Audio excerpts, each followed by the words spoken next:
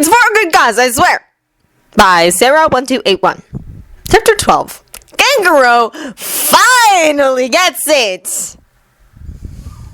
Hey, since you can summon people, why have we only seen this used during the exam? Naruto wondered once they were successfully back at the tower. I mean, I suppose my dad does something sort of similar with his special kunai, but still, you'd think something that useful would be utilized more.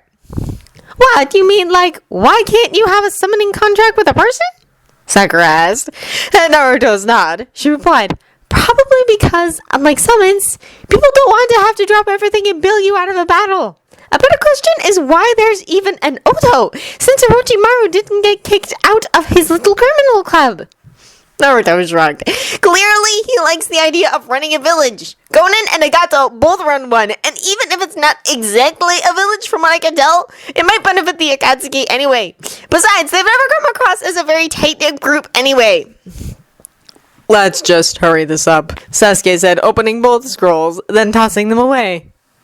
Hey guys, long time no see! Iruka greeted them as he appeared in a poof of smoke. Let's see, you finished the exam... Iruka trailed off as he glanced in his watch. In 6 hours? No one finishes the exam in 6 hours. They did, Sasuke said, pointing to the Sand siblings who were talking to their own summoned Chunin, and apparently not evil Mizuki. I suppose, Iruka said slowly. Still, congratulations! Not only did you make it past the second round of the exams on your first try, but you did it ridiculously fast as well! The test doesn't end for another 4 days, so you'll need to report back here then to receive instructions about the third and final exam and complete preliminary matches if too many teams pass. You're lucky that you finished so quickly, as you'll be in top form while everyone else is worn out from their time in the forest. If they wanted to recuperate, they shouldn't have dawdled, Naruto said decisively. I'm not sure them dawdling is the reason they're taking so long, Iruka told him. So, can we just go? Sakura asked. Almost, Iruka said. The reason I was called here was to help you understand the Chunin motto, written by the Sandaime Hokage himself. The Chunin motto? Sakura asked politely. If you lack heaven, seek wisdom. Be prepared. Gain knowledge and prepare yourself for the missions. If you lack earth, run in the fields, seek advantages. Iruka recited. These rules will guide a person's extremes. Do you guys know what that means? If we say no, do we still pass? Naruto asked. Iruka nodded. Yes, but tell me anyway. You need to be well-versed in mind and body, and so if you're weak in one of the areas, then you need to work to improve yourself so your missions will go smoother, Sakura explained.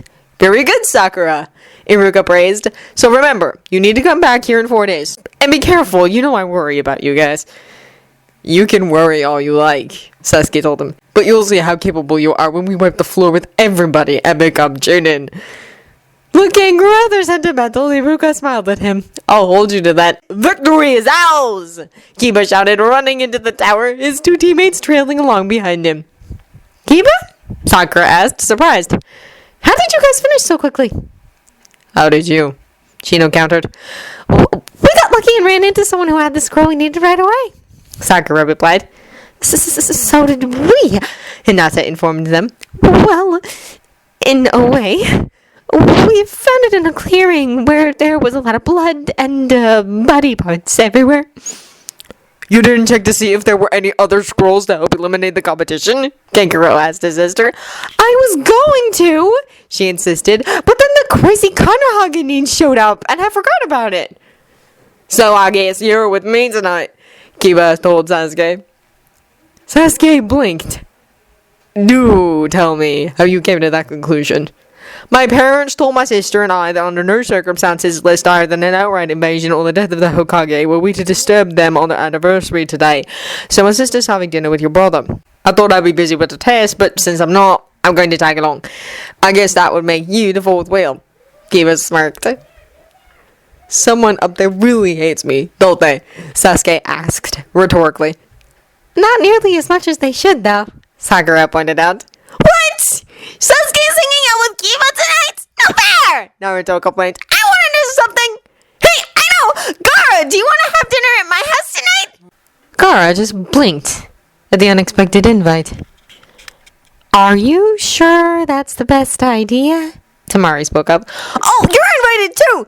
Naruto assured her. And the evil puppet guy can come too, I suppose. I wouldn't want to be rude after all. No, I'm sure you wouldn't, Kankuro muttered. But no! Puppets! Naruto warned. If you bring them, I simply cannot guarantee they'll survive the night! You know, if nothing else, Gar's never threatened to kill my puppets before, Kankuro whispered to Tamari. No, but isn't threatening to kill us enough? She whispered back. We'll have to ask our sensei, Tamari began. We'll be there. Gara cut her off. Great! Naruto said enthusiastically. My father's the Hokage, as you know, so it shouldn't be that difficult to find her address. It'll be fun and diplomatic. My parents don't really expect me back today, so I'm tagging along with you, Sakura informed Naruto. I'd go with Sasuke, except I wouldn't want to be a fifth wheel, nor be a witness to when Sasuke inevitably snaps and tries to kill Kiba. My dad's not too sure of you anyway, so that would be great, Naruto said easily. Sakura raised her eyebrows. He's not sure of me? Why not? It's nothing personal, Naruto assured her. It's just that of our team, there's me, who he's known for 12 years, Kakashi, who he's been training since before I was ever born, Sasuke, who he didn't know who he was until 4 years ago, but has spent a great deal of time with since Obito got custody, and you. He's just kind of overprotective. I see, Sakura said. And if nothing else, this will be an interesting dinner. Far better than trying to figure out the best way to say I faced down a pedophile who was trying to possess my teammate. Okay, is it true? Itachi demanded the minute he was alone with Kakashi. Is what true? Kakashi asked automatically. Orochimaru's really in custody, and he really faced Sasuke. Itachi clarified. Kakashi nodded. The note Sasuke left, declaring Orochimaru's comatose state to be the after effect of his Tsukiyomi, seemed to indicate that, but I haven't gotten a chance to ask him about it yet. Sasuke faced down Orochimaru, and he's still alive. Itachi shook his head in disbelief. He even technically won. I never thought I would say this, but thank Kami for the Megyakyo Sharingan. How did you even hear about that so fast anyway? Kakashi inquired. Itachi gave him a look that implied that that was a very stupid question. Confirmation of Orochimaru's capture can't be all you wanted to ask me about, Kakashi realized. If nothing else, you could ask Sasuke about it, and you seem to like him more than me. True. Itachi replied to both points, but he spoke to Orochimaru. I only met him the once, but he seemed very garrulous. And this is a problem because? Kakashi asked before realization struck him. You're worried that he'll tell Sasuke the truth about the massacre. Can you blame me? Itachi asked rhetorically. By all rights, I shouldn't even be here. That kind of mission was one that could never be admitted to, and a scapegoat was needed. I knew that. If Orochimaru was willing to take responsibility, or credit more likely, in the world of the missing nin, back then, why do you think he would suddenly confess now? Kakashi asked. I'll admit, I could never figure out why Orochimaru was in the village in the first place, or how he knew what was happening, or if he knew, or just happened to be passing by and saw an opportunity. Either way, he must have had his reasons. Itachi nodded. I know, and I'm not saying he would claim innocence to the world, but if he entered the exam, then clearly he's chosen to go after Sasuke. That makes sense, as he's just a genin, no matter how exceptional, and you're a jonin who used to be in Anbu, Kakashi pointed out. Why did Hokage-sama take me off Anbu after that? Itachi asked. Kakashi shrugged. I suppose Minato-sensei had decided you'd sacrificed enough. Itachi merely shook his head to that. If Orochimaru can convince Sasuke of the truth, or at the very least plants the seeds of doubt in his mind, he could turn him against Konoha, and if he gives him a curse seal, it will mess with his mind, and could convince him to leave. We don't know that Orochimaru knew that it was ordered, or about the planned coup, Kakashi reasoned. No, but finding out the truth about me. Itachi trailed off. It might be enough. You don't want him to hate you. As expected, Itachi didn't respond. Even if Sasuke does at some point get a curse seal, he won't just jump ship that easily. And it was even true.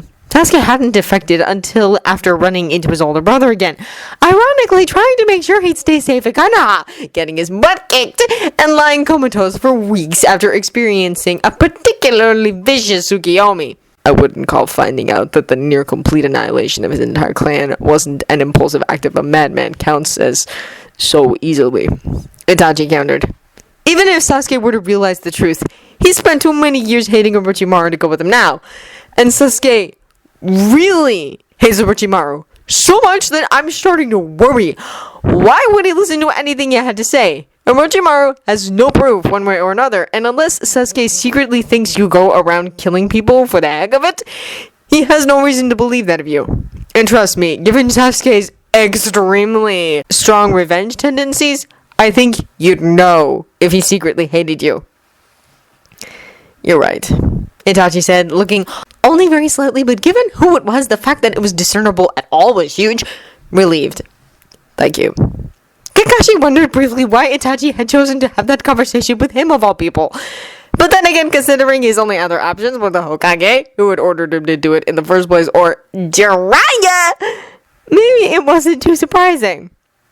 As Gaara had decreed, the Sand siblings arrived at Naruto's house promptly at 6:30. Sakura was already there, having simply followed her friend home to commence Operation Convince the Hokage I'm at least as sane as the rest of the team and not useless no matter what Sasuke says. To their slight surprise, Baki was with them. Clearly, he wanted to make sure the Kazekage's kids didn't spill anything classified to the Hokage. Never mind if they let anything slip about their possible involvement in the invasion that might not even happen.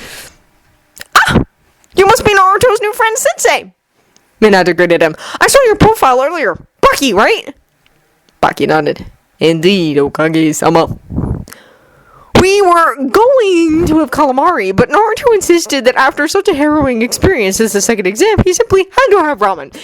Minato explained, leading the way to the dining room. After hearing that he faced down with one of our most dangerous missing nin, I decided he deserved it. I hope you don't mind. Ramen's fine, Tamari informed him. It isn't very popular in Suna, so we don't get a chance to eat it very often. Naruto, who was about to start eating, dropped his chopsticks and stared in open-mouthed horror at her. Breathe, Naruto, Sakura advised. No ramen? Naruto asked weakly. Is he really that obsessed with it? Kankuro asked incredulously. Yes, Sakura and Minato said simultaneously. He would sell his soul for a bowl of ramen, Sakura declared, or at least rent it out, added Minato. Hey, whose side are you on anyway? Naruto demanded. I wasn't aware there were sides, Minato told his son. Of course there are! Kankuro uses puppets! Naruto stage whispered. Oh, yes, Minato nodded understandingly. I see. Is it really a bad thing to use puppets in Konoha? Baki inquired. Not really, Minato responded. He just has severe puppet issues. I'm not sure why, but it's kind of a long-standing thing. The two adults quickly drifted into their own conversation about the exams that the people actually taking them couldn't care less about. So, Gaara, do you think we'll need to have prelims? Sakura asked, trying to draw the silent boy into the conversation. It doesn't matter if we do. I'll take down anyone in my way. Gaara answered her seriously. Can you try not to kill any of my other friends? Naruto asked. I like them. Aren't you friends with half of the people still in the exam? Tamari asked. No, Naruto replied easily. Just you, Gaara, Sakura, Sasuke, Kiba, Hinata, Shino, Ino, Shikamaru, Choshineji, Lee, and Tenten. Anyone else I really don't care. A list would be helpful, Gaara informed him. I'll get right on that, Naruto proclaimed. So I don't make the cut? Kankuro demanded. You see me just as much as you see my siblings. Yeah, but puppets, Naruto said simply. Don't worry, Kankuro, you can be my friend, Sakura assured him, and possibly Sasuke's. Although he usually likes to pretend he doesn't like people who aren't either on his team or live with him. So I heard Orochimaru showed up at the exams. Rin decided to bring up what they were all thinking about. Anyway, it's a good thing he didn't get away, but I hope he regains consciousness soon, so we can find out what he's up to. I can't believe he has the nerve to come back here, Obito practically growled. First he betrays Kana, then he kills almost my entire family, and now he's coming after Sasuke? And I'm still not over what he did to me, Ango added. I just wish I could remember why he abandoned me. Maybe he didn't, Kakashi suggested. Maybe you left him. Maybe, Ango said dismissively. I was pretty young though, so I kind of doubt I would have been strong enough. You've always been strong enough, Kakashi said loyally. Have you talked to Itachi or Sasuke about Orochimaru yet? Rin asked her husband.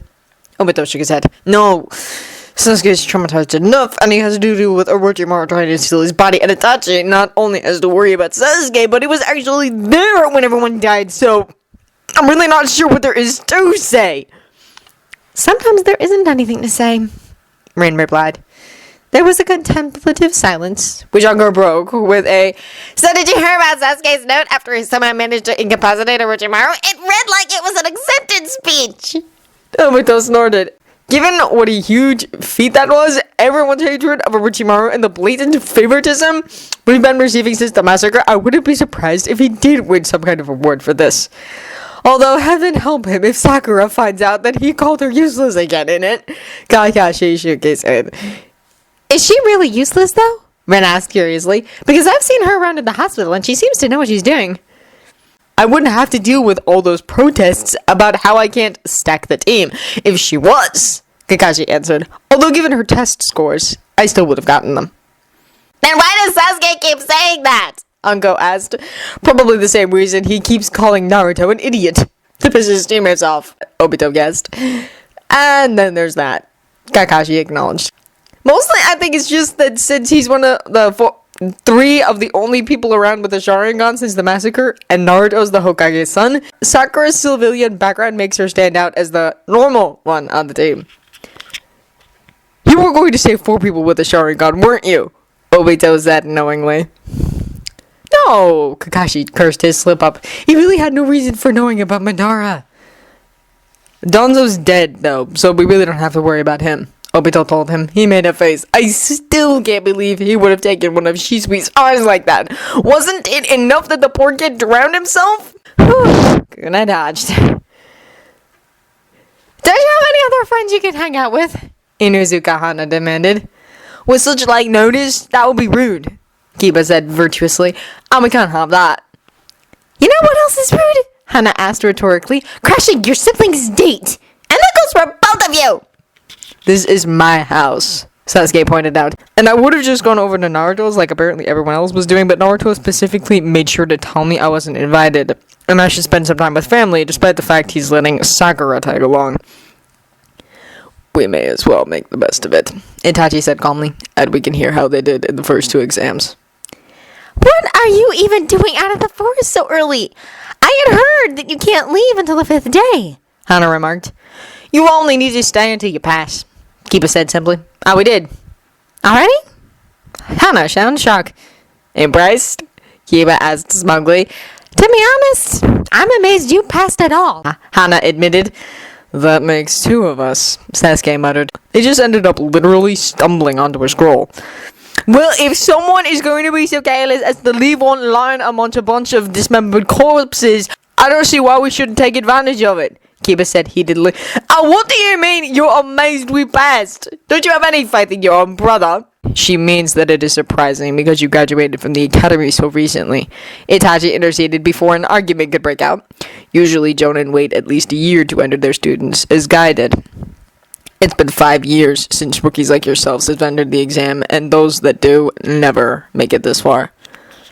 So maybe we're just amazing, Kiba suggested. Hana snorted. Yeah, I'm sure that's exactly it. Kiba chose to ignore his sister's sarcastic tone and instead turned to Sasuke. It's a good thing you guys finished as quickly as you did. What's that? Sasuke asked cautiously.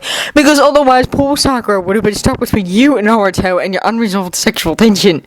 He smirked. Sasuke wondered how much Itachi and his girlfriend would complain if he were to just stab Kiba right there. Kiba, Hana scolded. There's no need to be rude.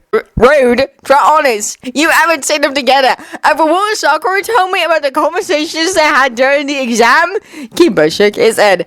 Sasuke realized that perhaps Sakura was more serious about not being called useless than he thought. Although I suppose having to do with two people who are so obviously in love is less awful than having to face down that snake guy. Kiba noted. Sasuke noted Itachi stiffened slightly, but the two Inuzuka didn't. Yes, facing down an S-class criminal is a bit more than should reasonably be expected from us in the tuning exams. I'm kinda surprised you didn't kill him once you had him at your mercy, actually, Kiba confessed. It didn't occur to me. Sasuke lied. I mean, as much as I hate him and want him dead, I'm only 12. And I want to put off my first kill until after I become a Chunin at the very least. Besides, this way Konoha can see why he was here, or if it was just for me. And he said it all with a straight face, too. Did you confront him about what happened? Hana asked curiously. Sasuke rolled his eyes. I tried to. We got separated, and Naruto came back in the middle of it and ruined the atmosphere. So we didn't say anything to you. Itachi pressed. He kept talking about how much he wanted my body, but that did not, in fact, make him a pedophile like Naruto and Sakura seemed to think it did. Sasuke explained. He also started to say something about how the massacre wasn't his fault, but I didn't need to hear his excuses. Itachi relaxed, marginally. Crisis averted. Or at least put on hold until Orochimaru woke up. We should do this again sometime, Naruto said, standing in the doorway as Sakura and the Suna delegation were about to leave. I even forgot to be terrified of kangaroos after the first half hour. That was probably the lack of puppets, Gaara suggested. Too true, Naruto agreed. Of course, the next time I see him, he'll be armed again. But it was nice not to have to worry about that for one night. Thank you for your hospitality and a most stimulating discussion, Baki said politely. The pleasure is all mine, Minato said pleasantly. It's nice to hear about other parts of the world. Kangaroo pulled Sakura off to the side. You're his teammate, right? You have to know. Have to know what? Sakura asked, puzzled. Why does he keep doing that? Kangaroo demanded. I mean, for the love of Kami, they're puppets. He can't seriously be that bothered by them. He's not afraid of Gaara. So why is he making a big deal about me? Sakura cocked her head at him. You really don't know? If I did, I wouldn't be asking, Kangaroo replied. Sakura sighed. He'll probably yell at me for spoiling his fun, but Naruto's a Jinchuriki. I know, Kangaroo said, sounding confused. But I thought no one cared here. We don't, Sakura confirmed. But Suna apparently does. I have no problem with Naruto, aside from his insistence that I'm evil, and neither does anyone else here for the exams, Kankuro told her. But you do care that your brother is, Sakura pointed out. Kabuto stared at her. Yeah, but he kills people. Frequently. And not just the ones he's supposed to. I kind of figured. Either way, I think the fact he's responded so strongly to Naruto just hanging around and bugging you guys is kind of telling, don't you? Sakura asked. And sad. So Gaara apparently wants people to talk to him? Kabuto still sounded lost. How does that translate into Naruto avoiding me? Naruto may not have to face any prejudices on a day-to-day basis, but he could see from the minute we met you that Gaara does, Sakura explained. I know that he kills people, and it's not my place to judge, but Naruto doesn't like it when anyone's shunned for something they can't help, and the fact that Gaara's a Jinchuriki like him just makes it resonate more. So you're saying... Kankuro trailed off, uncertain. Naruto's treating you like he sees you treat your brother, Sakura confirmed. Although with less actual feel and more over-the-topness, as this is Naruto we're talking about. I see, Kankuro said finally. I appreciate the clarification.